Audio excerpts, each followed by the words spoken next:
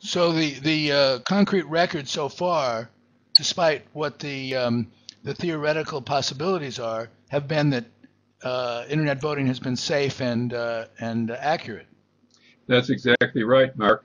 And if you want to go outside the U.S., there's been at least 8 different European nations that have run internet voting trials, some of them for several years, and there has not been one instance of a security breach. And in Canada, there's several provinces in Canada where they're using internet voting, and there was one case in Canada, in one province, several years ago, where they had what they called a denial of service attack. And it's probably important to talk about denial of service attacks because that's a big, scary story that the opponents to internet voting tell a lot. Tell people what distributed service attacks are. Distributed denial of service attacks. Yeah, that's the technical name. The short answer is you have a lot of computers sending messages to one server, and you clog up the system so that the server shuts down, can't handle any more information. And that's called a denial of service. One way to do this is there are people who can control other people's computers, and they call those botnets. And one master hacker finds 10,000 vulnerable computers, and he can go into those machines and control their email messaging. And he can send thousands of emails out using each of these machines.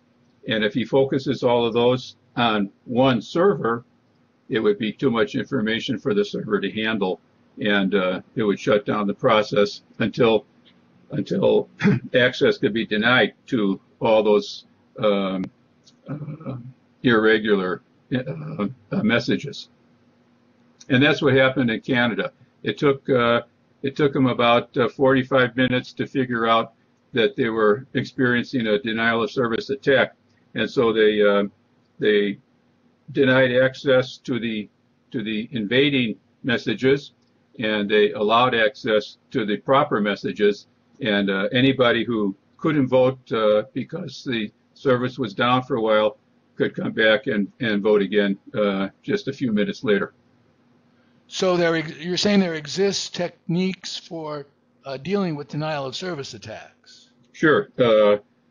First of all, you have to have a lot of bandwidth so that you can handle the traffic that you expect, and you prepare for more traffic than you'll probably get.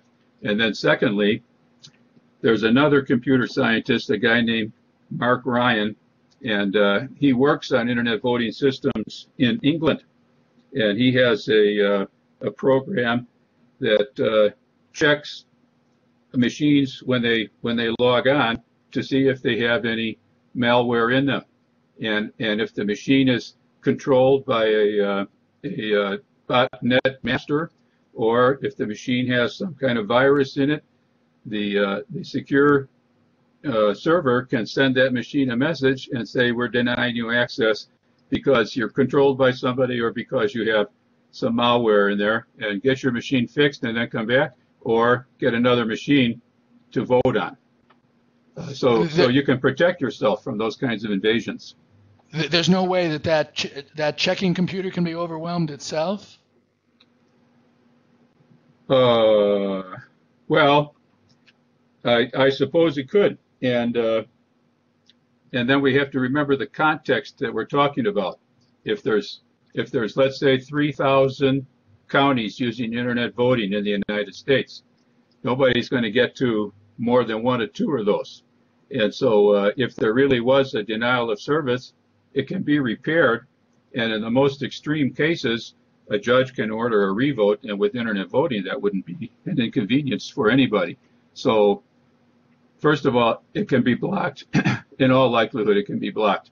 And secondly, if it is attacked, it can be repelled. And third, if it does do damage, it can be repaired by a revote ordered by a court. Okay, so we've talked about some of the problems associated with the servers in internet voting. Talk about the questions that involve security for the client machines, the machines that people will use to do the internet voting. Okay, that's an important issue, Mark. And there's a lot of scary stories about what can happen to somebody's PC in the internet voting process. Trojan horses are one. Trojan horses are when you get an email and it says your secret admirer or something like that, or you've won a free trip to Hawaii, and you open the email, and as soon as you open it, the bad software gets into your machine, and it can spy on you by recording your keystrokes. It can use your machine to send emails, like in the botnet example. Another problem would be spoofing. Spoofing is when somebody sends you a message. It looks like it's from your county Secretary of State or the county registrar of voters, and they tell you click on here to vote, and then you click on there, and it redirects you to a false website.